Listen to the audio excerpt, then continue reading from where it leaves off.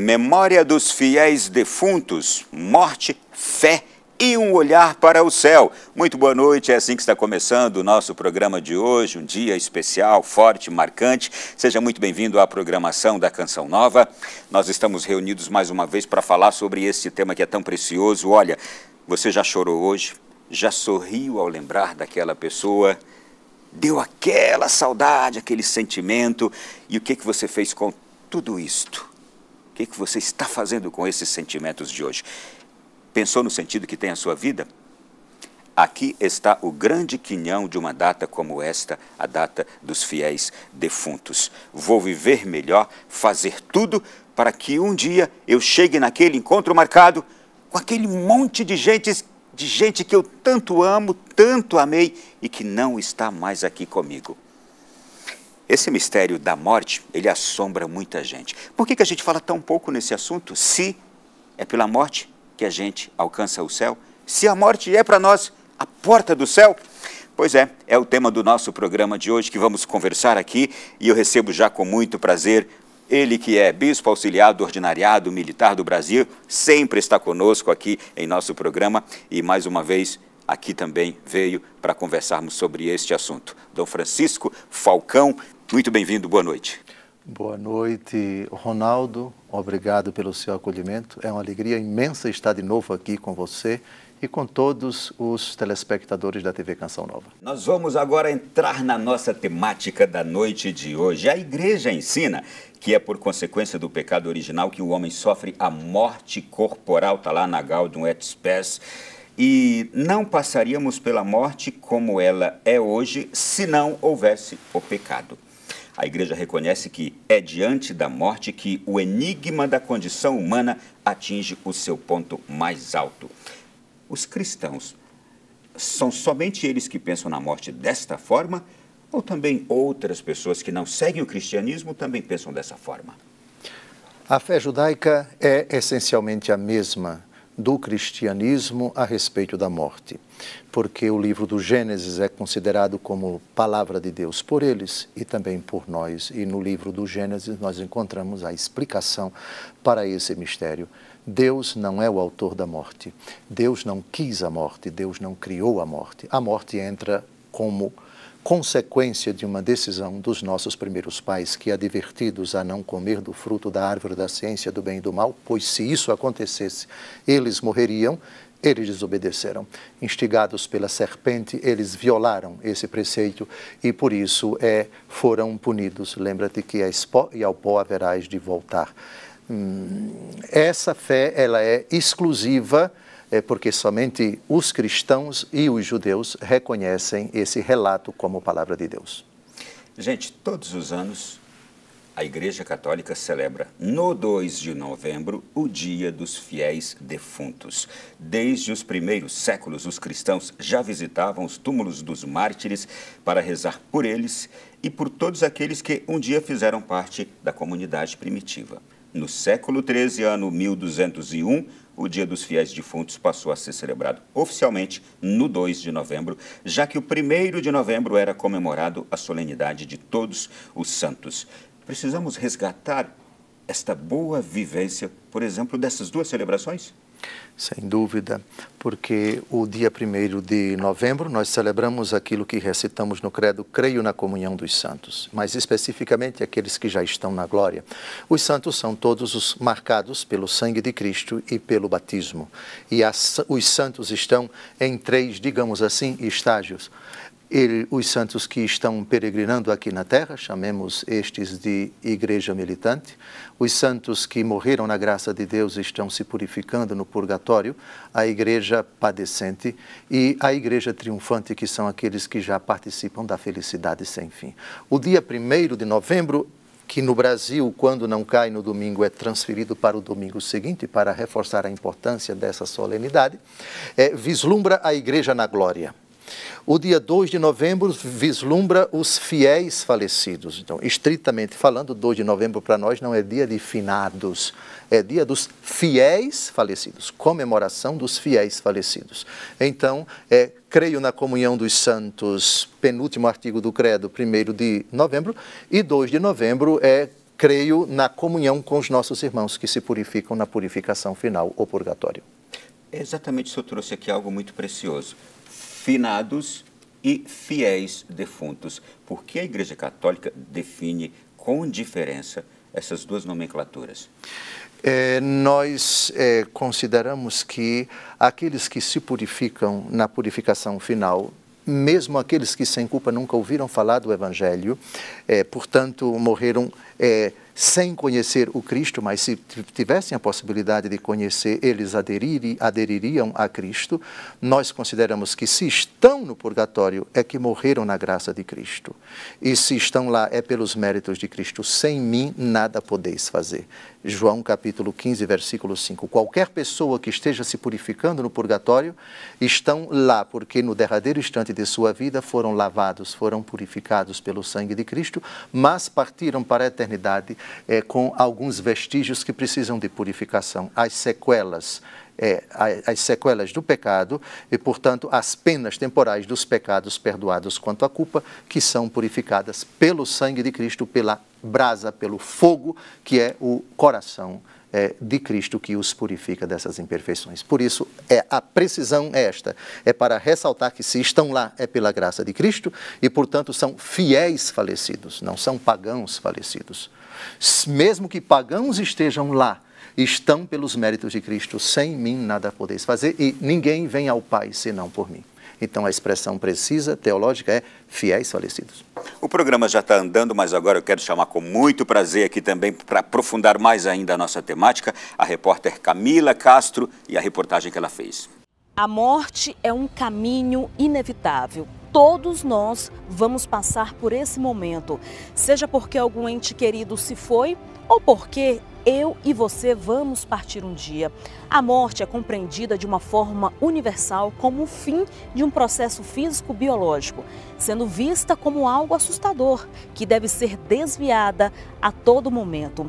Mas a vida não pode ser medida, muito menos prolongada. Haverá um fim, apesar de não ser possível saber quando acontecerá. É bom pensarmos nisso e nos preparar da melhor forma. Santo Agostinho não propõe a morte como o fim da vida e não transmite sentimentos de incerteza. Ele vê a morte como uma condição natural, como uma passagem ou uma transformação do estado da vida a um estado diferente, mas natural, que mantém sua continuidade com a existência terrena. Por isso, Santo Agostinho diz: a morte não é nada, apenas fiz a passagem para o outro lado. É como se estivesse escondido no quarto ao lado. Eu sempre serei eu, tu serás sempre tu. O que éramos antes um para o outro, o somos ainda. Santa Teresinha do Menino Jesus, por sua vez, afirmava: não é a morte que virá buscar, mas sim o bom Deus. Não morro, entro na vida. Que nós possamos nos inspirar nesses grandes santos e entender que a morte não é o fim.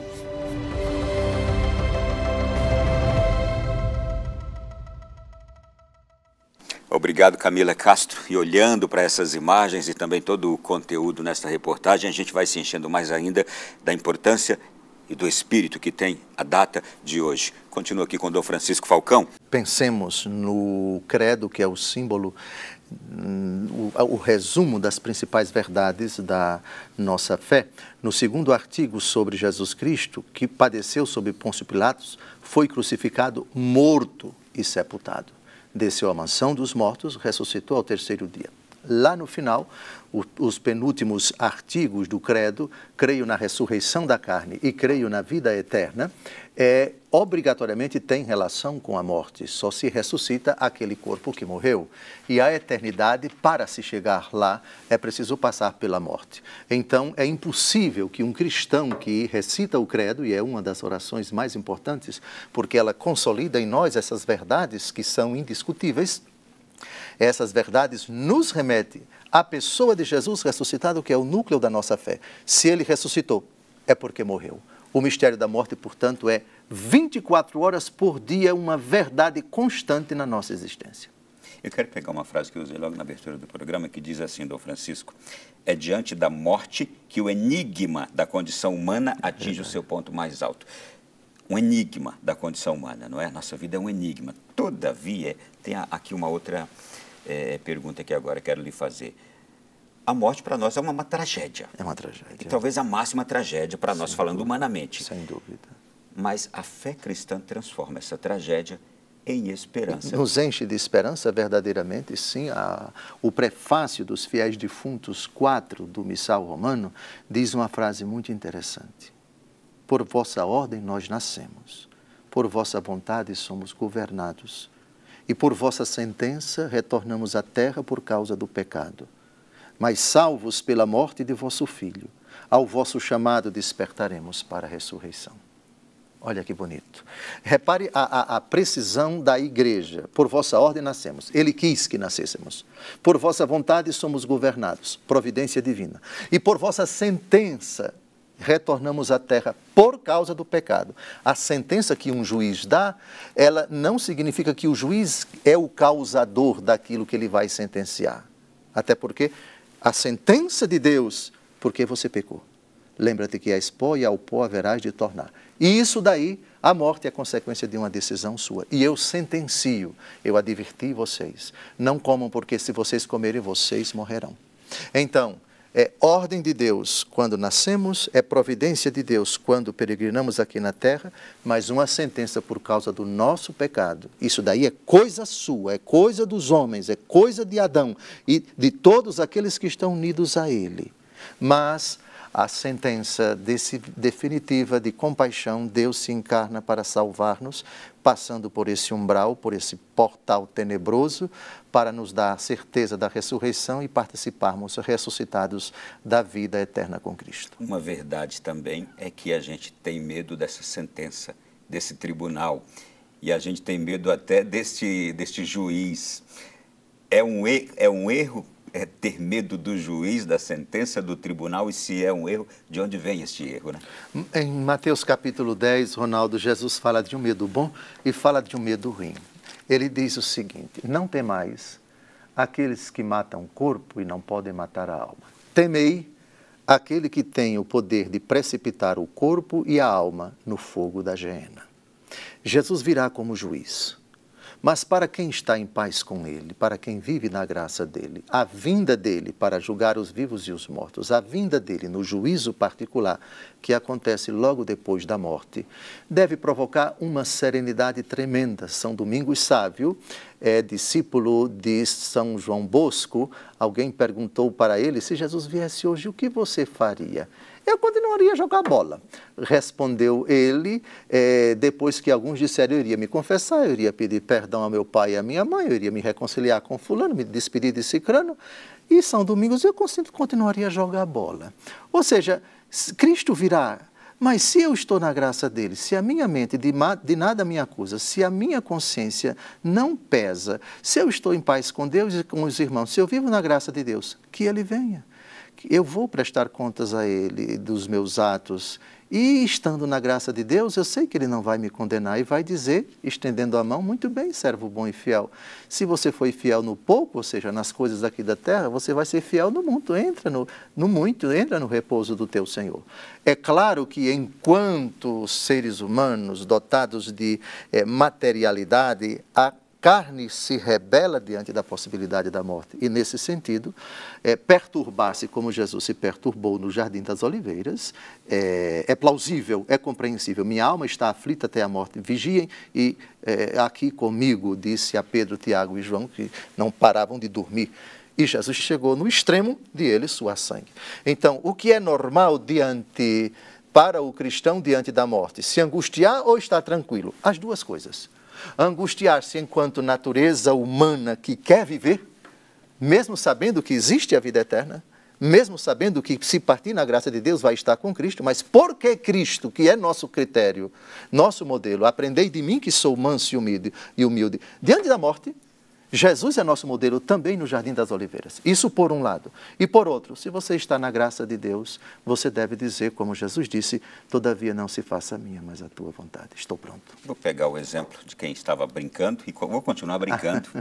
E vou trazer um outro exemplo aqui que escutei brevemente, que dizia assim: olha, se eu estou com os meus documentos em ordem, eu não preciso ter medo da blitz que está ali na frente me esperando. Interessante, muito interessante. Se estou com os documentos em ordem, perfeito, vou seguir aqui esperar a batida que vão fazer sobre mim. Mas vamos continuar aqui. De que modo nossas orações podem auxiliar os nossos falecidos? A consciência na revelação de que os mortos necessitam de nossas orações aparece pela primeira vez no segundo livro dos Macabeus, no Antigo Testamento, capítulos 12, 13 e 14. Os seus corpos são encontrados e depois se descobre que dentro da roupa havia símbolos de ídolos que estavam com eles. E aí se compreende que eles derramaram seu sangue na fidelidade a Deus, defendendo a lei, mas com essas imperfeições. Então a família de Judas Macabeu junta uma certa quantia em dinheiro e manda para o templo em Jerusalém para que o sacrifício fosse feito em favor dos mortos. Esse é o primeiro testemunho. Depois nós temos São Paulo, que reza pela família de Epafrodito, pedindo pelo seu descanso eterno. No livro do Apocalipse, capítulo 14, versículo 13, nós temos uma das mais antigas e bonitas e simples orações pelos mortos. E eu pediria a vossa simpatia que você lesse agora para todos uma oração que seus pais lá no Piauí, que os meus pais em Alagoas, que todos nós, absolutamente todos, num velório, cristãos, recitamos. O descanso eterno dá-lhes, Senhor. A luz perpétua os ilumine. Ora, se eu estou pedindo que Deus conceda o descanso, é porque eles ainda não descansaram. Isso é uma oração pelos mortos. O que poucas pessoas sabem é que isso está na Bíblia. Ronaldo, Apocalipse capítulo 14, versículo 13. Uma das mais antigas orações pelos mortos.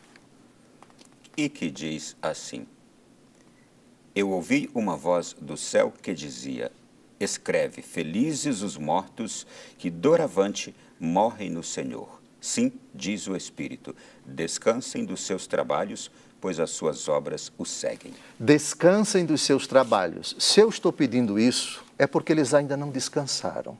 Porque se eles tivessem descansado, eu não pediria.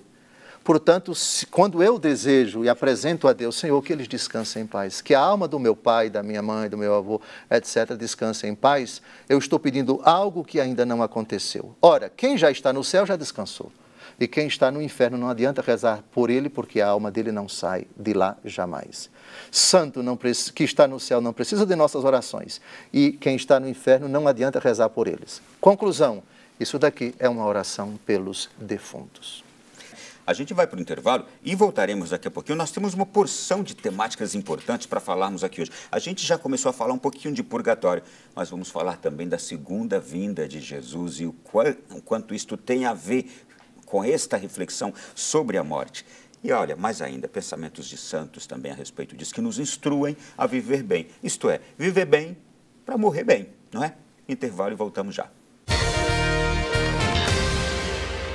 De volta no Além da Notícia da noite de hoje, está de fato com uma proposta inusitada. Eu sei que muitas vezes a gente teme falar sobre essa reflexão de hoje, a morte, porque pensamos tão pouco nela. Mas pensar na morte é viver bem, sermos provocados a viver bem. E agora a gente quer falar nesse bloco aqui sobre a compreensão da morte. Mas antes ainda, queria que o senhor falasse sobre este exercício de fé, que é ir ao cemitério. A ida ao cemitério é uma forma de venerar não somente os restos mortais daqueles que são templos do Espírito Santo e que um dia vão ressuscitar, mas também uma ocasião de estar ali, no local onde aqueles restos mortais evocam aquelas pessoas que deixaram, de alguma forma, o seu legado. E se trata de cristãos que viveram a fé, é uma forma de nos remetermos a Cristo ressuscitado, de rezarmos pelo seu descanso eterno, de renovarmos a nossa fé na ressurreição. Eis porque se faz piedosamente desde antiquíssima data, não só a partir dos cristãos. As mulheres que foram ao túmulo no primeiro dia da semana ao encontro do corpo de Cristo e, na verdade, encontraram o túmulo aberto, é o principal fundamento bíblico para você ir ao cemitério. Vamos, porque Maria Madalena foi. Vamos, porque São Pedro e São João correram depois que receberam a notícia, foram. Portanto, a veneração aos túmulos onde se encontram os restos mortais dos nossos entes queridos tem essa fundamentação. E a igreja primitiva para nós é paradigma. Jesus também foi ao túmulo de Lázaro, João capítulo 11, e lá chorou. Porque Jesus foi e porque as mulheres foram, nós vamos e ponto final. Há ainda também, para o fiel católico, uma graça especial concedida neste tempo, que são as indulgências plenárias, não é? Como entender essas indulgências, como conquistá-las e para quem conquistá-las? O parágrafo 1471 do Catecismo da Igreja Católica diz, respondendo à pergunta, o que é a indulgência? A indulgência é a remissão diante de Deus da pena temporal devida pelos pecados já perdoados quanto à culpa, que o fiel bem disposto obtém em certas condições determinadas pela intervenção da Igreja, que como dispensadora da redenção distribui e aplica por sua autoridade o tesouro das satisfações de Cristo e dos santos. A indulgência é parcial ou plenária, conforme liberar parcial ou totalmente da pena devida pelos pecados. As indulgências podem ser aplicadas aos vivos e aos defuntos. As indulgências concedidas pela Igreja, plenárias, para quem visita piedosamente os cemitérios nesses dias determinados pela Igreja, somente são aplicadas em favor dos defuntos. Qual é a lógica das indulgências? É precisamente esta: quando o membro sofre, todos sofrem. Quando o membro se alegra, todos se alegram. A igreja é um corpo. O apóstolo Paulo diz em Colossenses capítulo 1, versículo 24, eu completo em minha carne o que falta a paixão de Cristo em benefício do seu corpo, que é a igreja. Por isso, quando um fiel em estado de graça, comunhão sacramental, confissão, estado de graça, recitando, fazendo a oração pelo Santo Padre, ele pode obter em favor dos irmãos, porque aquilo que eu obtenho, eu também posso aplicar em favor dos meus irmãos que estão na glória, padecendo ainda, na vida eterna, padecendo, ainda não entraram no céu, não entraram na visão beatífica, porque os méritos de Cristo em mim, eu vivo, já não sou eu que vivo, é Cristo que vive em mim, o que há de merecimento em mim quando eu realizo alguma coisa, a igreja como dispensadora da salvação aplica em favor dos irmãos que são favorecidos com esses atos meritórios. Atos, como Jesus disse, jejum, oração e esmola ou caridade. A maior oferenda, o maior benefício, o maior presente que nós podemos dar em favor dos irmãos no purgatório é a celebração do santo sacrifício da missa. Esse é o maior presente que pode favorecer as almas que estão no purgatório. A visita aos cemitérios nesses dias determinados pela igreja é uma outra forma, a igreja como mãe cheia de graça, mãe que dispensa os méritos de Cristo nos atos meritórios dos seus filhos, ela concede em favor dos falecidos a indulgência plenária, ou seja, total, que significa a remissão total das penas temporais dos pecados perdoados quanto à culpa. Para nós compreendermos a diferença entre culpa e pena, e isso é fundamental para compreendermos o purgatório e, portanto, as indulgências. Todo pecado, ele tem uma dupla dimensão, a da culpa e a da pena. Quando você ofende a Deus, você se torna culpado diante dele, mas também você adquire a obrigação de reparar o mal que você cometeu. Portanto, quando você pede perdão a Deus, quando você se arrepende, Deus perdoa você da culpa, você não é mais culpado, mas permanece a obrigação de você reparar a consequência do pecado. Zaqueu diz para Jesus, eu vou dividir metade dos meus bens com os pobres e se defraudei alguém, vou restituir 4 vezes mais. O reparar é pagar aquele prejuízo causado. Exatamente. Jesus coloca isso falando implicitamente do purgatório em Mateus 5, de 23 a 25. De lá não sairás até que tenhas pago o último centavo. Entra em acordo com o teu adversário para que ele não te entregue ao juiz, o juiz te entregue ao carrasco e o carrasco te ponhas em prisão. Em verdade te digo, de lá não sairás, a não ser depois que pagares o último centavo. E aqui está um texto, Ronaldo, que eu vou pedir para você citar, versículos de 12 a 14, que fala da salvação pelo fogo. para quem diz que a Escritura não fala no Novo Testamento do fogo do purgatório, fala sim. 1 Coríntios capítulo 3, versículos de 12 a 14. Preste atenção, aqui está um dos fundamentos citados pelo Catecismo da Igreja Católica. Um fogo no dia do julgamento, que não é agora, é quando deixarmos esta vida. Hebreus 9, 27 está escrito que todos morramos uma só vez, depois do que segue-se o juízo. E 2 aos Coríntios, capítulo 5, versículo 10, porquanto todos nós haveremos de comparecer diante do tribunal de Cristo, para a prestação de contas dos nossos atos. É nesse dia que o fogo vai expurgar aqueles que partirem arrependidos, reconciliados com Deus, mas que não expiaram as penas dos pecados perdoados quanto à culpa. 1 aos Coríntios, capítulo 3, de 12 a 14. Enquanto eu vou aqui pegando, eu quero apenas prestar aqui um agradecimento à nossa equipe por trazer ali a belíssima imagem do Papa Francisco visitando túmulos. Outros papas também já o fizeram. E recordando também aqui que a Igreja Católica tem feito um serviço maravilhoso nos dias dos fiéis defuntos, de celebrar missas ao longo de todo o dia nos vários cemitérios espalhados pelo nosso país. Vamos lá então aqui a leitura nos pedida por Dom Francisco Falcão. Agora, se alguém edifica sobre este fundamento com ouro, ou com prata, ou com pedras preciosas, com madeira, ou com feno, ou com palha, a obra de cada um aparecerá. O dia, no caso, o dia do julgamento, irá demonstrá-lo. Será descoberto pelo fogo. O fogo provará o que vale o trabalho de cada um. Continue. E o versículo 14 diz, se a construção resistir, o construtor receberá a recompensa. Avante, avante. Ele se salvará. Versículo 15. Se pegar fogo, arcará com os danos. Ele será salvo, porém passando de alguma maneira através do fogo. Citado pelo Catecismo da Igreja Católica, um dos fundamentos bíblicos para o purgatório. Nós cremos na purificação final. Nós cremos que aqueles que partiram na amizade com Deus necessitam de nossas preces.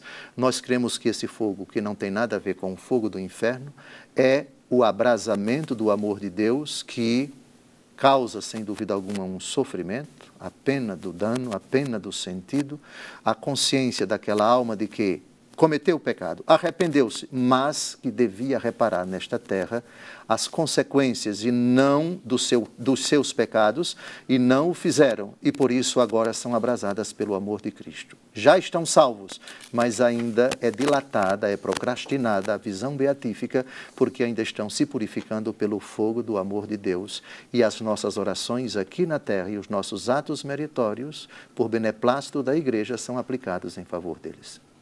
Mas para aqueles que duvidam da imortalidade da alma, como fazê-los crer ou apenas se abrirem a essa realidade?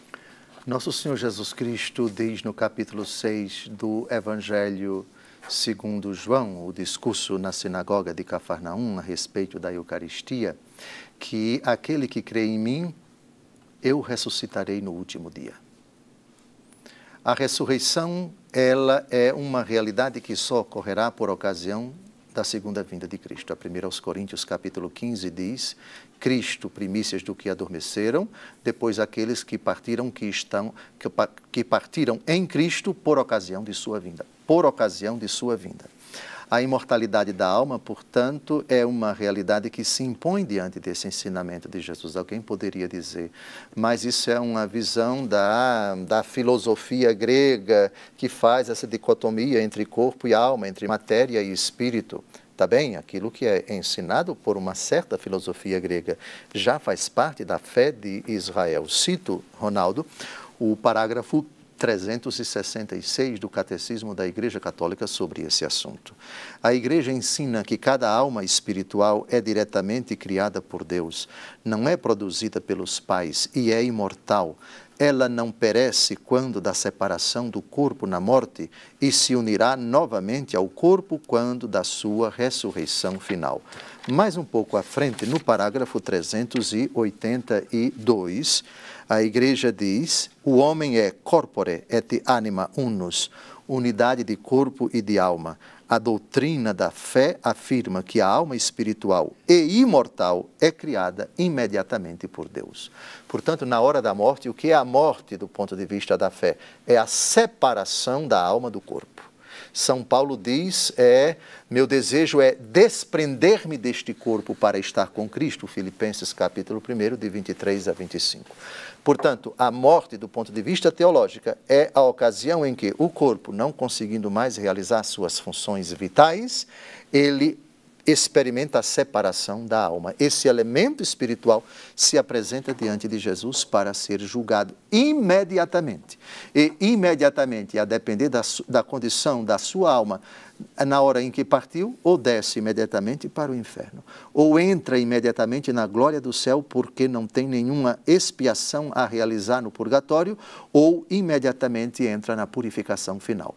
Esse elemento, com exceção da Virgem Maria, que está ressuscitada, a Assunção de Nossa Senhora, porque ela não, como o seu filho não conheceu o pecado e o seu corpo não podia conhecer a corrupção, exceto ela, todos aqueles que se encontram no céu encontram apenas suas almas. Todos os que estão no inferno, apenas suas almas. Todos os que estão no purgatório, apenas suas almas. A ressurreição só acontecerá no dia do juízo final. Dom Francisco, agora eu quero usar duas palavras aqui para falarmos sobre juízo final e para falarmos sobre sentença, aquela sentença, quando todos nós partirmos, sairmos aqui desta vida, aquela sentença que haverá sobre a nossa vida aqui na Terra, como foi. O quanto este julgamento sobre o meu proceder na vida terrena, o quanto esse julgamento será rigoroso, será justo, o quanto esse julgamento ele deve hoje incomodar-me e o quanto deve incomodar também o meu desejo de ir para o céu e de que os meus de casa também venham. Porque isto é falar sobre o céu, o futuro, vida eterna, mas isso é falar sobre o hoje, né? É verdade. Respondo com Tiago, capítulo 2, versículo 13. A frase é assustadora e consoladora. Haverá juízo sem misericórdia para aquele que não usou de misericórdia. Mas a misericórdia triunfa sobre o julgamento. À medida do julgamento nosso, seremos nós mesmos.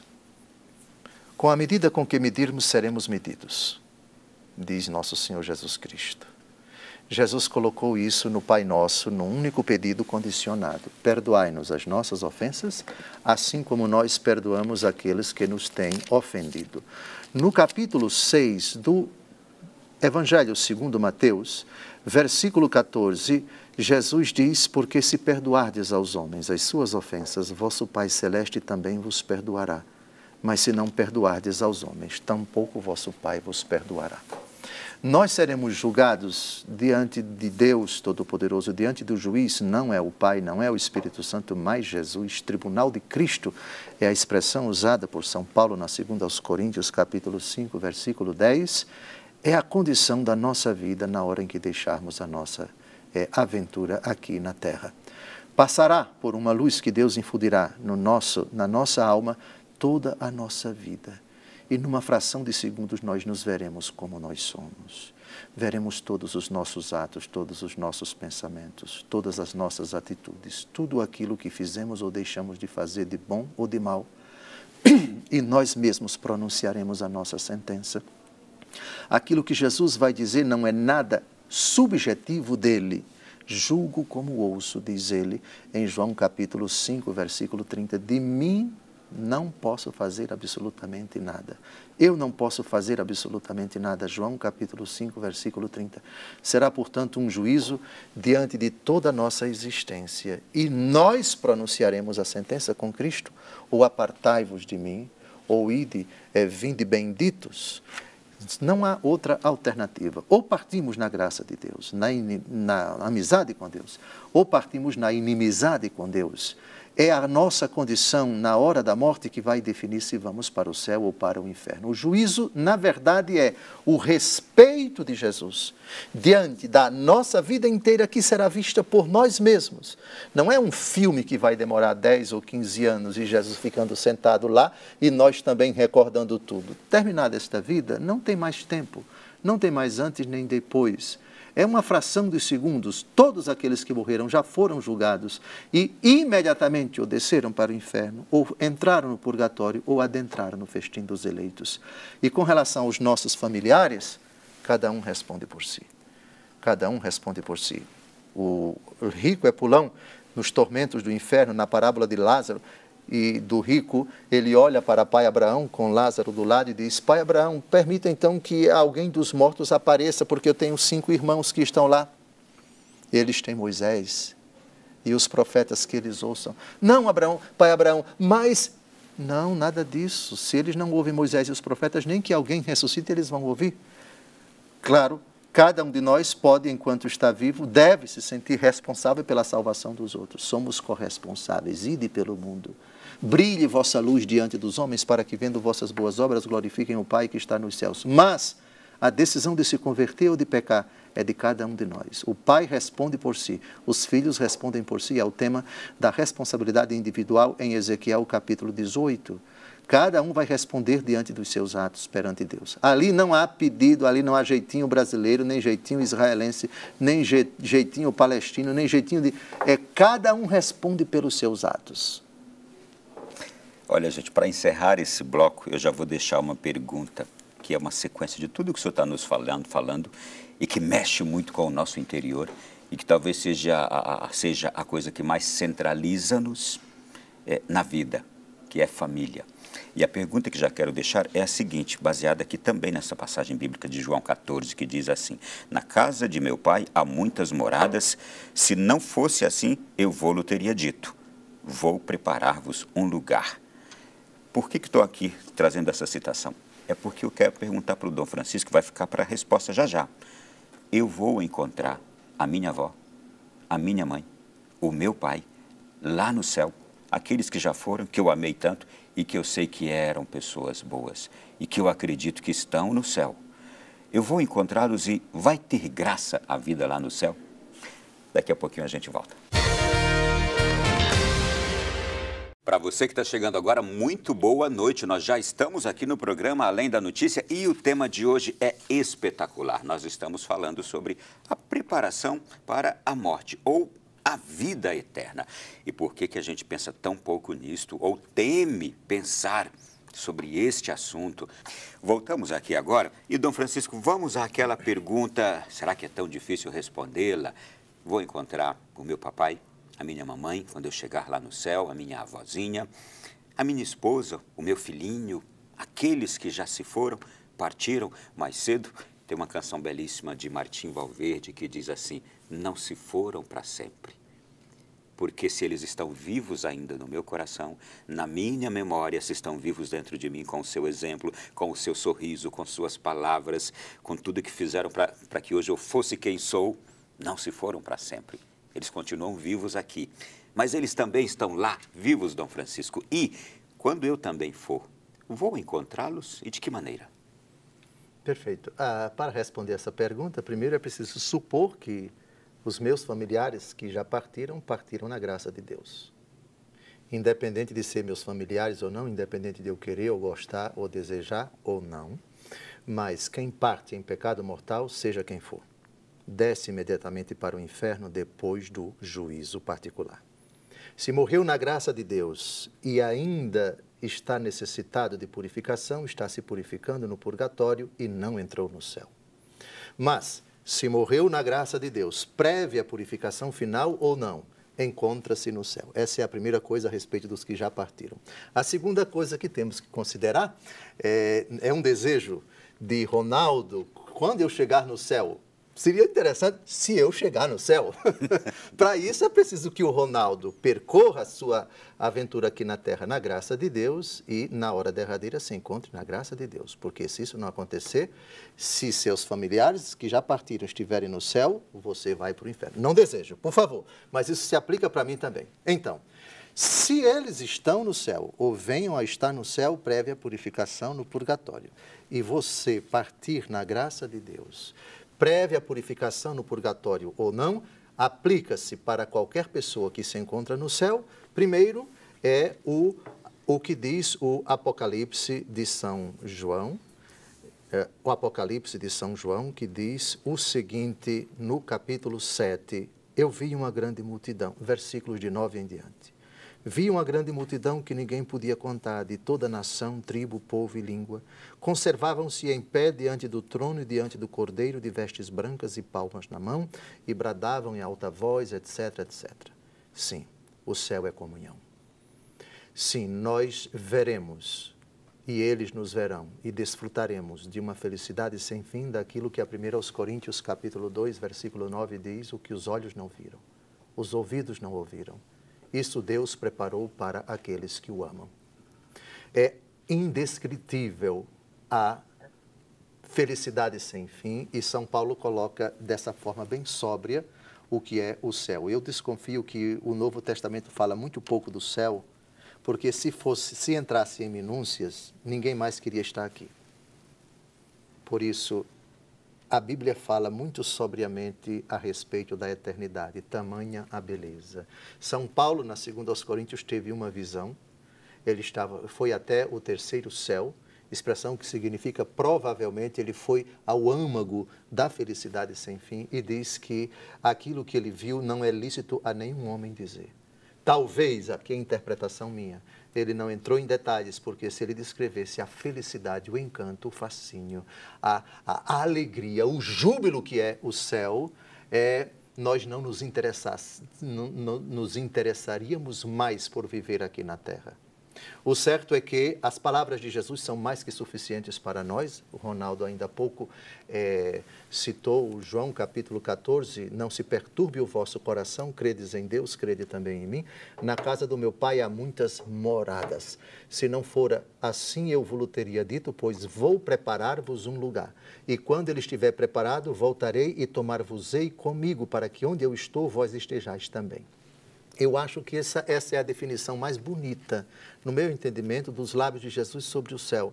Onde eu estou, que vós estejais também. Estar com Jesus, contemplá-lo face a face. O senhor já despertou aqui em mim, imagino que quem está em casa agora também, justamente um entendimento do que vem a ser o céu. Mas me gerou também um questionamento. E por que há um fascínio tão grande do ser humano pela vida aqui da Terra? Fascínio, apego pela vida aqui da Terra, a ponto de não vislumbrar esta grande beleza e este tamanho estupor do que é o céu. E aí, por isso, a gente vê hoje vidas completamente desnorteadas aqui no mundo, imaginando que a vida toda é só aqui. Santa Teresinha do Menino Jesus diz uma frase muito bonita: eu passarei o meu céu fazendo o bem aqui na terra. Veja como ela une a eternidade e a coloca já aqui na terra. Une tempo com eternidade. Ou seja, o céu já pode e já deve ser vivido agora. Minha vida presente na carne, eu a vivo na fé no Filho de Deus que me amou e se entregou a si mesmo por mim. Como é que o céu já pode ser antecipado aqui na terra, já pode ser vivido, já pode ser construído aqui na terra? Entregue o seu coração a Jesus. Viva por Ele, na graça dEle. Traduza essa fé com palavras e obras de caridade. A prática da caridade. Onde o amor e a caridade, Deus aí está. É precisamente no amor sincero, na doação ao próximo, na promoção, se nós quisermos, mas, por favor, que enxerga Cristo no necessitado e leva Cristo para ele. E é motivada pela palavra de Cristo, a doação em nome de Cristo ao necessitado. Aqui está o primeiro vislumbre da eternidade aqui na terra. Já o céu, para nós, é prêmio, mas também é motivação para transformarmos esse momento presente, a terra, a aventura em que nós vivemos, marcada pelo pecado, pelos dramas, pelas injustiças, pela maldade, pela perversidade, pela ignorância, pela mentira, pelo desconhecimento de Cristo.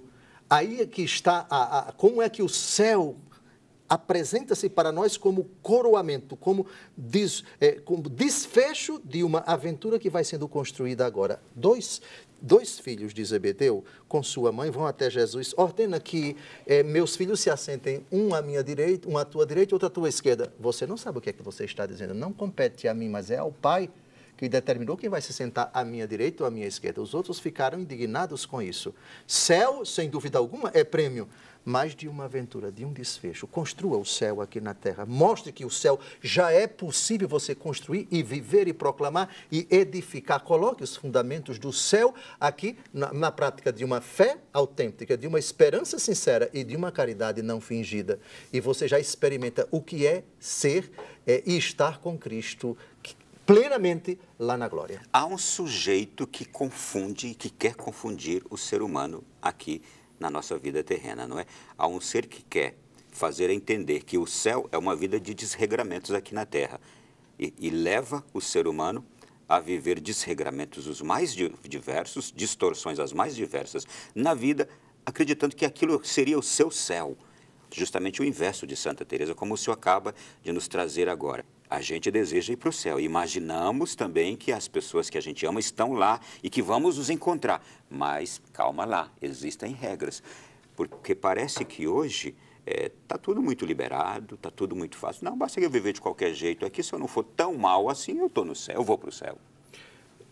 Você tocou nos assuntos mais importantes que nós estamos enfrentando, que é exatamente a subversão dos valores. O inimigo, ele procura mostrar, primeiro, que Deus é nosso adversário. Segundo, que não vale a pena se dobrar diante dele.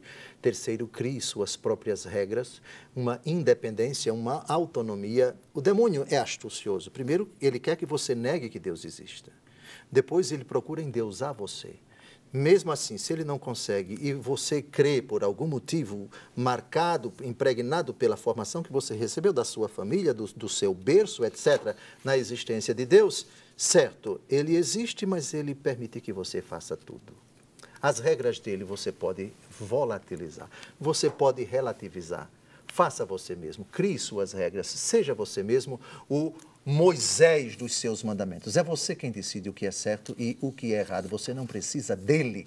Eu penso que isso é colocado de forma bem dramática no capítulo 4 do Evangelho segundo Mateus, as 3 tentações de Cristo. Transforme você mesmo. Não espere por Deus. Mude sua vida. Você tem poder. Primeira tentação, transforme essas pedras em pães. Segunda tentação, atira-te daqui para baixo.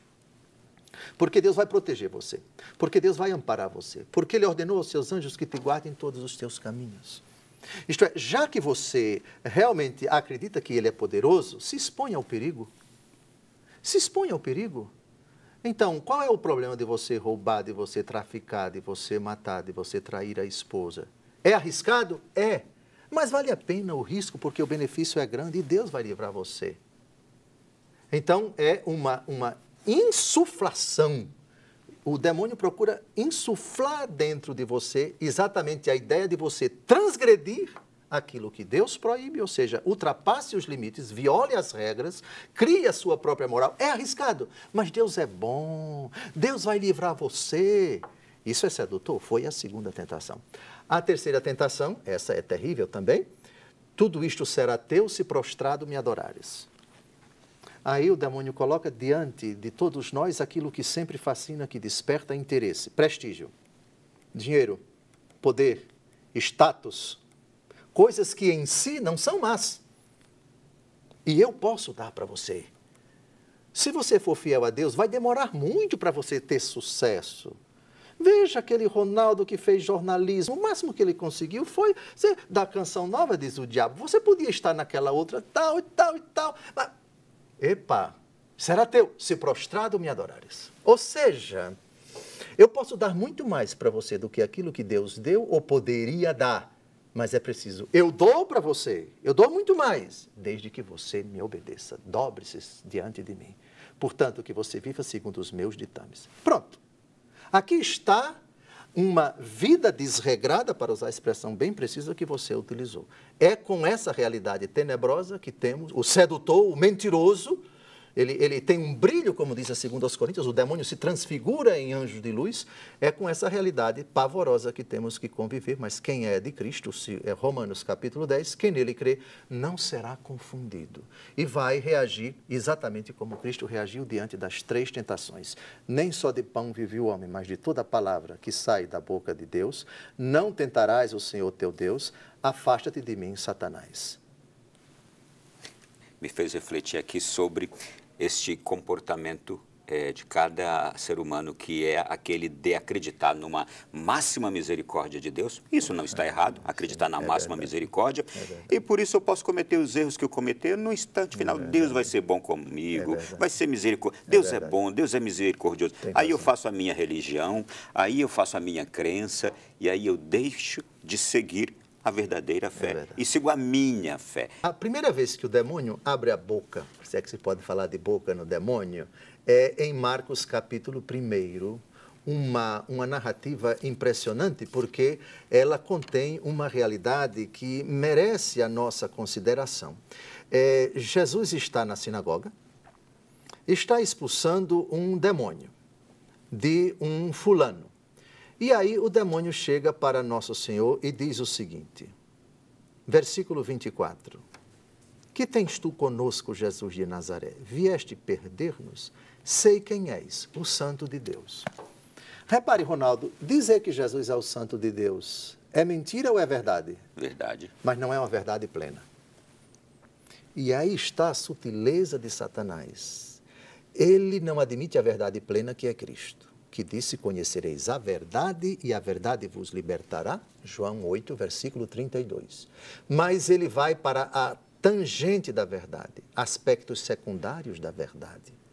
E é exatamente isso que ele faz para nos confundir. Ele não diz toda a verdade, porque ele não admite, se nós conhecermos toda a verdade de Cristo, ele é o Senhor. Jesus Cristo é o Senhor. Isso o diabo não diz. Ele diz que é santo. Mas isso é irrelevante dizer que Jesus é santo. Isso é óbvio demais. Ele é o Kadosh, ele é o separado, ele é aquele em quem não existe pecado, não existe imperfeição. O que ele tenta dizer aqui é, diante da verdade que é Cristo, jogar uma verdade para ver se Jesus cai nela. Uma meia-verdade. Mas meia-verdade com meia-verdade não é uma verdade inteira. Então, também a meia-verdade, aspectos da verdade, são jogados para enganar, para ludibriar as pessoas. Você não pode cair nessa. Cala-te e sai desse homem de Jesus Cristo. Então, também é uma arma sutil de Satanás. Se ele dissesse somente mentira, ele é o pai da mentira. Quando ele mente, fala do que lhe é próprio, porque é mentiroso. E pai da mentira, João 8, 44. Ele é mentiroso, desde o princípio. Mas exatamente para mentir, para enganar, o que é mentira? É a exposição do falso com a intenção de enganar. Mas para você enganar uma pessoa, você tem que dar algumas gotinhas de verdade. E é o que ele procura fazer aqui ao dizer: tu és o Santo de Deus. Mentiroso, sem vergonha, elogiador, safado. Jesus não caiu na dele e disse: cala-te e sai desse homem. Então não é somente a jogar mentira que é a tática do demônio. É também jogar meias verdades. É não dizer toda a verdade. É dizer aspectos tangenciais e secundários. Isso também é tática de Satanás. E se quem segue a Deus é filho de Deus, quem segue o pai da mentira é o filho da mentira. É filho do pai da mentira, não é? Mas vamos seguir aqui. Eu preciso acelerar, que é tanta coisa importante que a gente quer abordar aqui com o Senhor, e agora eu quero falar de devoções que o povo abraça na hora da morte. E já começo trazendo aqui, a igreja nos oferece, gente, numerosos recursos para alcançarmos o nosso objetivo supremo, que é o quê? O céu, a eterna salvação. E existem numerosas devoções que na hora da morte a pessoa começa a se agarrar. E é uma outra coisa encantadora também que acontece. É encantadora, mas também reveladora e fonte de muita reflexão. Na hora da morte, muitos se voltam para Deus. E que bom que isso acontece também, não é? É verdade. No Calvário, nós temos o exemplo de um ladrão que, na narrativa de São Marcos, ele insultava Nosso Senhor com outro. No Evangelho segundo Mateus, é dito que ele se dirige a Jesus: lembra-te de mim quando estiveres no teu reino. A tradição o chama de Dimas, e esse nome aparece no martirológio. Esse senhor, anônimo nos evangelhos, mas nomeado pela tradição da igreja, existe uma paróquia de São Dimas, na Arquidiocese de São Paulo, na cidade de São Paulo. É um santo canonizado pela Igreja Católica. O ladrão que se arrependeu in extremis, ou seja, no limiar da eternidade, pertinho da morte. Esse arrependimento é surpreendente, porque até poucos instantes da sua morte ele estava xingando Nosso Senhor. certamente ele olhou para Jesus, viu a sua agonia, viu o sofrimento dele e percebeu a estupidez da sua conduta, que estava agredindo com palavras, insultando nosso Senhor, sem que nosso Senhor o merecesse. Aí ele se arrepende e olha para o colega, ele mesmo tendo insultado como o outro, cale-se, enfim, quanto a nós é justo que nós estejamos sofrendo, mas esse não fez mal algum. Aí ele olha para Jesus, lembra-te de mim quando estiveres no teu reino. As conversões são miraculosas, sem dúvida alguma, é uma graça de Deus, mas que não ignora a liberdade da pessoa, é um movimento gracioso da alma que está nas trevas e olha para Jesus com confiança. Há uma história na vida de Santa Teresinha, do menino Jesus, que ela sabe que um homem vai ser enforcado por ter cometido muitos crimes em Paris. Ela está em Lisieux. E aí ela reza por ele. E depois recebe a informação. Sabe qual foi a informação que ela recebeu? Ele morreu, né? Ele morreu. Mas antes de morrer, ele pediu um crucifixo e beijou o crucifixo piedosamente. Morreu salvo. A santinha em Lisieux, na Normandia, rezou por ele e obteve de Nosso Senhor a graça da conversão. No extremo, na hora da morte. Sim, são casos, oxalá não raros, e que nós realmente rendemos graças a Deus. Deus seja louvado, porque nessa hora derradeira tal pessoa teve a humildade de dizer: Jesus, misericórdia, lembra-te de mim quando estiveres no teu reino. Sim, é uma possibilidade gozosa e jubilosa que nós professamos, existiram e hão de existir por causa de São Dimas. Que São Dimas conceda, por intercessão dele junto a Jesus, a graça do arrependimento desses pecadores empedernidos nessa hora derradeira para conseguir a salvação. Nós vamos continuar falando sobre esse assunto, sobre outras devoções. Eu tenho aqui uma notícia muito ruim para dar para o senhor. Nós estamos um bloco inteiro atrasados aqui no nosso programa de hoje, mas eu tenho outro em contrapartida maravilhosa. A gente está abordando temas preciosíssimos que nem estavam aqui por completo. Então a gente vai tentar fazer o melhor no próximo bloco, que vai chegar já já, falar sobre as devoções e sobre a vinda de Jesus, o que tem a ver a segunda vinda de Jesus com o nosso viver bem para morrer melhor ainda. Daqui a pouco na sequência. A preparação para a morte, por que falamos tão pouco disto? Se é a porta para o céu, é o tema do nosso programa de hoje, e eu remonto aqui a história. Olha só, a pietas humana para com os defuntos remonta aos primórdios da humanidade. Mas com o advento do cristianismo, a perspectiva mudou radicalmente. Os primeiros cristãos, como a gente pode perceber facilmente lá nas catacumbas, esculpiam a figura de Lázaro nos túmulos, como anseio de que seus entes queridos pudessem também voltar à vida, como Lázaro voltou, por intermédio de Cristo. Veja que costume bonito, que coisa extraordinária. Mas há uma outra coisa também extraordinária: a confiança dos cristãos na figura de Nossa Senhora. Lembra quando a gente reza a oração da Ave Maria? E chega na segunda parte: Santa Maria, Mãe de Deus, rogai por nós pecadores, agora e na hora de nossa morte. Amém.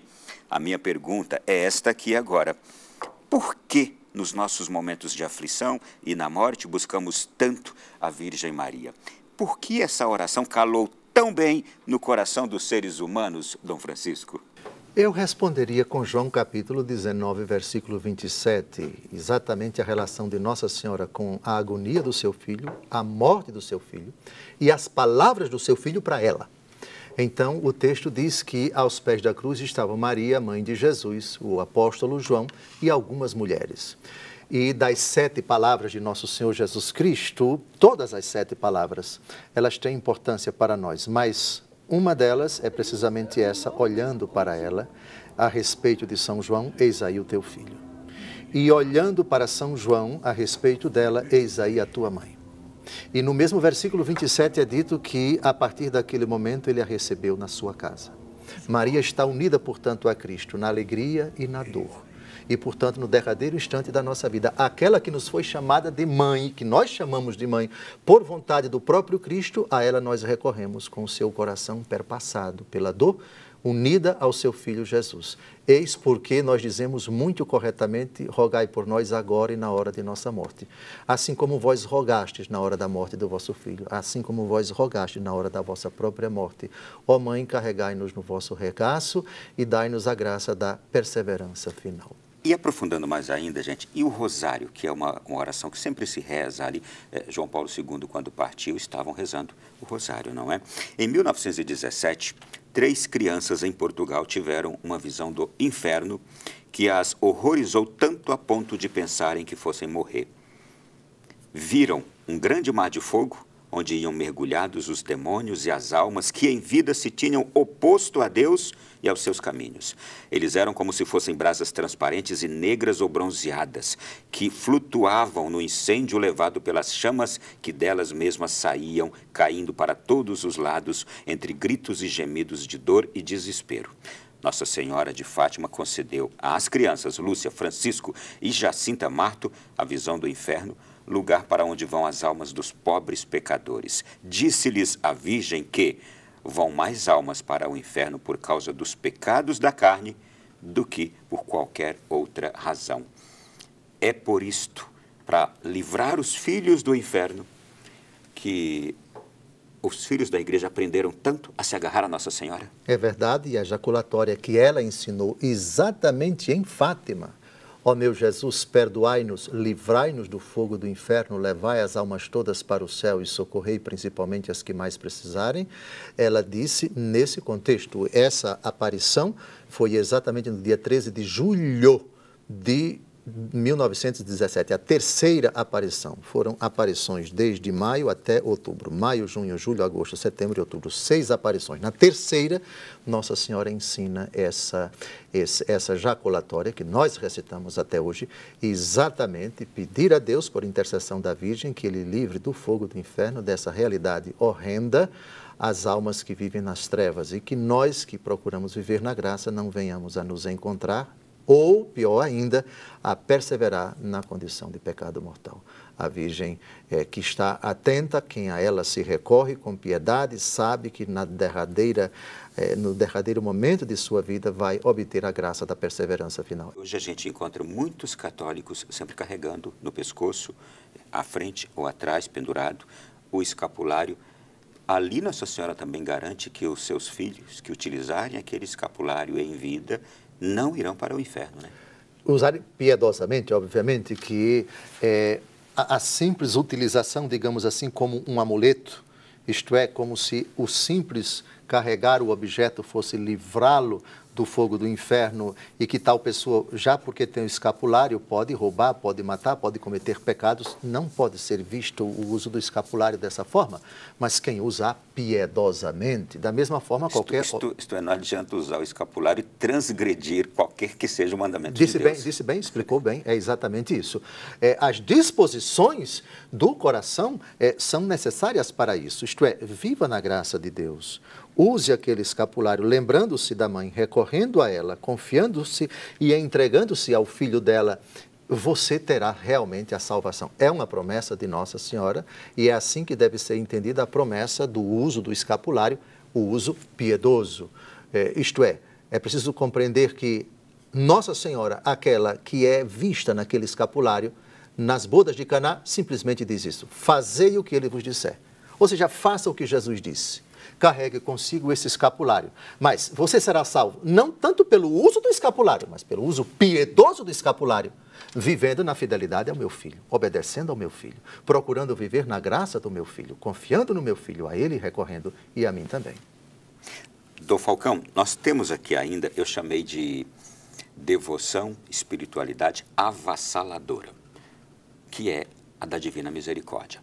Santa Faustina. Tem cerca de 100 anos somente e está presente hoje, eu chegaria a dizer, em quase 100% da vida do católico, não Sim. é?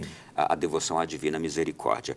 Jesus promete ali a Santa Faustina que as almas que rezarem este terço serão abraçadas pela misericórdia de Deus durante a sua vida e especialmente na hora de sua morte. Aí diz aqui, quando pecadores endurecidos o rezarem, vou encher suas almas de paz e a hora de sua morte será feliz. Hoje chegou a mim o Senhor e disse, Santa Faustina dizendo lá em seu diário: minha filha, ajuda-me a salvar as almas. Irás a um pecador agonizante e recitarás esse terço, e com isso conseguirás para ele a confiança na minha misericórdia, visto que já se encontra em desespero.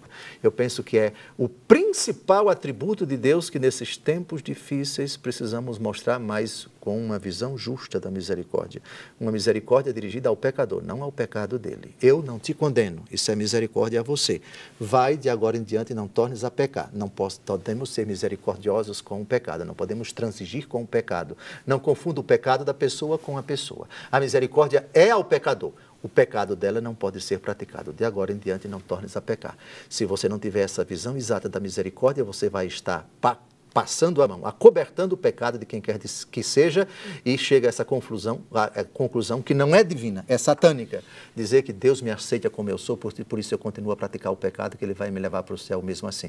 Isso é errado, isso não é correto. Deus me aceita como eu sou. O pecado não faz parte do meu ser. O pecado é eu estou, não se diz eu sou pecado, eu estou em pecado. Agora, eu sou filho de Deus, por Ele eu sou amado.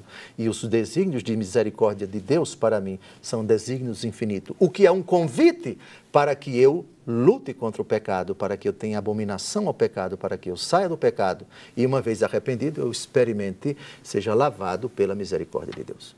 Isto é revelador, o que o senhor acaba de nos trazer para muitos de nós católicos, hein? Deus me aceita como eu sou. E como eu sou é sem este pecado. Perfeitamente. Porque não é como eu sou com o pecado que estou.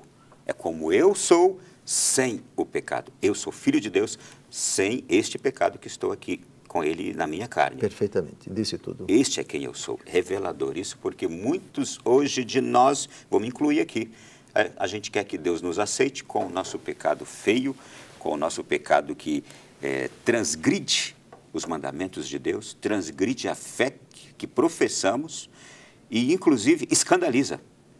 E eu uso essa justificativa: Deus me aceita como eu sou. Estou escandalizando, estou transgredindo, estou afrontando a santidade de Deus e quero que Ele me aceite como sou, com o meu pecado. Existe alguma oração específica ou espontânea que se possa fazer também, além dessas que a gente já conhece, na hora da morte, para se rezar no leito com alguém que está ali partindo, especialmente porque eu conheço aquela pessoa que está ali naquele leito agora e eu quero ajudá-la a ir para Deus? Eu escolheria, as palavras de Jesus são sempre modelo, são sempre paradigma para todos nós. Eli, Eli, lama sabachthani, que quer dizer, meu Deus, por que me abandonaste? É a primeira frase do Salmo 21. Recitar o Salmo 21, se possível. Outra frase de Jesus, no derradeiro instante de sua vida, tirada do Salmo 30, versículo 6. Em tuas mãos eu entrego o meu espírito. Ler o Salmo 30.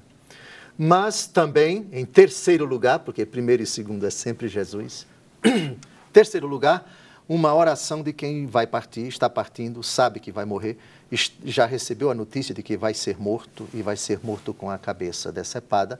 É uma frase do apóstolo Paulo na última de suas cartas, escrita provavelmente alguns meses, 2 ou 3 meses, talvez 4, antes da sua morte, a segunda carta a Timóteo, capítulo 4, versículos de 6 a 8. Quanto a mim, estou a ponto de ser imolado, e o instante da minha libertação se aproxima. Combati o bom combate. Terminei a minha carreira. Guardei a fé. Resta-me agora receber a coroa da justiça, que o Senhor, justo juiz, me dará naquele dia. E não somente a mim, mas a todos aqueles que aguardam com amor a sua aparição. Das muitíssimas orações que podem ser feitas, e os exemplos são tão abundantes, são tão fascinantes, são tão numerosos, que são 2000 anos de história de partidas em santidade para a eternidade, eu citaria esse texto de uma das conversões mais fantásticas da história da igreja, de quem odiava a igreja e odiava Cristo, perseguiu brutalmente a igreja de Cristo e foi transformado pela graça de Cristo e passou a ser um arauto intrépido, apaixonado, infatigável do Evangelho de Jesus. Por ele sofreu, pela igreja se esgotou, se consumiu, experimentou agruras inomináveis por ele citadas na 2 aos Coríntios. E agora, com a consciência do dever cumprido, 3 coisas. Terminei a carreira, guardei a fé, combati o bom combate por causa de Cristo. Agora me aguarda o encontro com Ele, a recompensa que eu tanto desejo, o anelo da minha vida, o fato pelo qual eu vivi sempre, vivi com o olhar na eternidade, desejando que esse momento derradeiro fosse um momento de graça, paratus sum, ou seja, estou preparado. Maranata, vem Senhor Jesus, eu te aguardo, eu te espero, eu te desejo. Meu Salvador, meu esposo. Penúltima pergunta.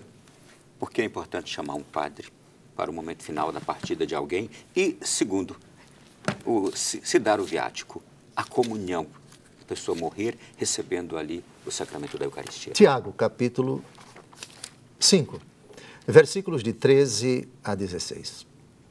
Alguém entre vós está triste? Reze. Está alegre? Cante. Está alguém enfermo? Chame os sacerdotes da igreja e estes façam oração sobre ele, ungindo-o com óleo em nome do Senhor. Atenção, a oração da fé salvará o enfermo e o Senhor o restabelecerá. Se cometeu pecados, lhe serão perdoados. A presença do sacerdote para administrar a unção dos enfermos. Se a pessoa está lúcida, para conferir o perdão dos pecados, João capítulo 2, versículos de 22 a 23, aqueles a quem perdoardes os pecados, ser-lhes-ão perdoados, aquele a quem os retiverdes, ser-lhes-ão retidos. E o viático, última pergunta, a resposta não está aqui sobre o viático em Tiago, mas em João capítulo 6, quem come a minha carne e bebe o meu sangue, tem a vida eterna e eu ressuscitarei no último dia. Viático significa o alimento que o peregrino levava no bojo para se alimentar durante a viagem. Esse é o sentido da palavra viático. Essa expressão pagã entrou na teologia católica para significar exatamente o sustento, o penhor da ressurreição que o agonizante, que o moribundo recebe no extremo de sua vida como conforto e força para a partida para a eternidade, para o encontro definitivo com Jesus na prestação de contas dos seus atos, o juízo particular. Para concluir, última pergunta agora, a gente precisa falar sobre a segunda vinda de Jesus, porque ele mesmo disse que voltaria, que voltará. A igreja reza isso em todas as suas celebrações, mas o católico parece que não consegue vislumbrar isso. E ter isto vivo dentro de si todos os dias, a segunda vinda de Jesus, e o que ela trará, e o que ela mudará o mundo. No capítulo 1 dos Atos dos Apóstolos, depois que Jesus sobe ao céu, os anjos aparecem para os apóstolos e dizem: homens da Galileia, por que estáis aí a olhar para o céu? Esse Jesus que o viste subir, ele voltará. Eles voltam então alegres para Jerusalém para aguardar a efusão do Espírito Santo, que vai ser narrada no capítulo seguinte, no capítulo 2 dos Atos. A descrição do próprio Jesus, da sua segunda vinda, a parousia, o desfecho, o encerramento da história, está no capítulo 25 do Evangelho segundo Mateus, quando o Filho do Homem voltar na sua glória e todos os seus anjos com ele, se sentará no seu trono glorioso e todas as nações se reunirão diante dele e ele separará uns dos outros como o pastor separa as ovelhas dos cabritos. Colocará as ovelhas à sua direita e os cabritos à sua esquerda e vai pronunciar aquela sentença já conhecida por todos. Virá como juiz, não mais como advogado, julgará de forma imparcial. O Apocalipse chama no capítulo 6 o dia da ira do Cordeiro. Ele vem irado e a ira de Deus se acenderá contra o pecado, não contra o pecador. Romanos capítulo 1, versículo 18.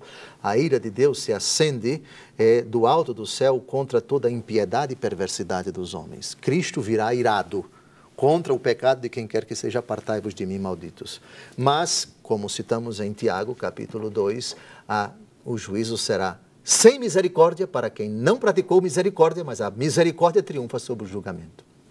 O Senhor vem como o retribuidor, o Senhor vem recompensar cada um segundo as suas obras. E será o objetivo, o juízo final. Será uma espécie de ratificação de todos os juízos particulares e aí a humanidade experimentará o seu desfecho, a história aqui na Terra terá o seu fim, acabará definitivamente o tempo, na eternidade não existe tempo e aí a felicidade sem fim se consolidará com todos os eleitos e o sofrimento eterno com todos os condenados. E entre ambos um abismo, como diz Jesus na parábola de Lázaro e do rico. Você perguntou, nós veremos? Não somente veremos os que estiverem no céu, é o nosso desejo. Todos se congratularão. Jesus diz isso com uma palavra que nós recitamos na missa. Felizes os convidados para o banquete nupcial do Cordeiro. O céu é descrito como um banquete, como uma festa. E festa é congraçamento, é alegria, é só felicidade. No capítulo 21, o Apocalipse diz, não haverá choro, não haverá luto. Deus enxugará as lágrimas dos seus olhos. Eis que eu faço novas todas as coisas. Nenhuma impureza, nenhuma imperfeição. A dor não entrará. A alegria será a conotação verdadeira, é a descrição, o júbilo sem fim, a comunhão com Deus e com os anjos e com os santos e também com todas as criaturas. Eu faço nova todas as coisas. No céu vai ter, sim, vai ter cavalo. No céu vai ter abelha. No céu vai ter praias, certamente tão bonitas quanto as de Alagoas, com toda certeza, porque novo céu e nova terra, aquilo lá é um paraíso. Não sabemos como a criação não racional, os seres humanos, participarão dessa felicidade sem fim, mas Deus criou sabedoria, capítulo 1, tudo não para ser destruído. Também as outras criaturas participarão. Não sabemos descrever como é isso, mas é algo que motiva o nosso coração. Também as criaturas renovadas pelo sangue de Cristo integrarão essa felicidade sem fim. E eu vou andar a cavalo. Se Deus quiser, vou chamar São José para andar a cavalo comigo, se eu chegar no céu, andar com Santa Teresinha. Eu gosto muito de dormir em rede, eu gosto muito de comida nordestina. O corpo ressuscitado não vai ter necessidade de comida, mas Jesus comeu peixe, Jesus ressuscitado. Também vou comer de vez em quando para matar a saudade. Esse é o meu grande anelo, tomar banho de praia, tomar banho de piscina. Andar no sertão, andar e desfrutar de toda a criação imaculada, só alegria, só felicidade, a realização plena, completa, definitiva e eterna de todos os nossos sonhos, as nossas alegrias, os nossos desejos, os nossos anelos, as criaturas angélicas, as criaturas humanas e as criaturas irracionais. Como? Isso? Não sei. Mas a palavra de Deus fala novo céu, nova terra. O que os olhos não viram, os ouvidos não ouviram, isso Deus preparou para aqueles que o amam. Vivemos nessa esperança. Esse é o nosso desejo. Até o derradeiro instante de nossas vidas, eu desejo que você também pense assim. Eu quero tudo isso, tá? Amém. Por isso, então, eu preciso viver bem aqui para conquistar tudo isso, não é? É verdade. Obrigado, Dom Francisco, pelo programa de hoje, por essa presença aqui e as reflexões que nos ajudaram tanto a pensar na nossa vida eterna. E pensar na vida eterna é pensar nesta vida presente aqui também para conquistá-la. Peço ao Senhor que deixe-nos a bênção de Deus para as nossas casas, para a nossa noite nesse instante. Amém. Obrigado, Ronaldo, por mais uma vez estar aqui com você e refletir com a palavra de Deus e com o ensinamento da igreja, esse rico ensinamento. Muito meritória essa escolha sua de um tema tão candente e tão atual. O Senhor vos abençoe e vos guarde. Volva sobre vós a sua face. O Senhor tenha misericórdia das almas que padecem no purgatório e as introduza no festim dos eleitos. E a nós, a graça de viver na fé, com a esperança sincera, com a caridade autêntica e no derradeiro instante de nossa vida, obter a graça da perseverança final em nome do Pai, do Filho e do Espírito Santo. Amém. Muito obrigado. E a você também, aquela gratidão. Obrigado por viver conosco esta noite tão especial, marcante. O programa de hoje já pode ser revisto no Canção Nova Play. Pegue o link, envie para uma porção de pessoas que você conhece e que você ama. Afinal de contas, eu tenho certeza, você quer o céu. Mas não quer sozinho, não é? Quer levar esses que você ama também, que vivem com você aqui. Espalhe este programa. Boa noite a todos. Até semana que vem, se Deus quiser, em mais um Além da Notícia.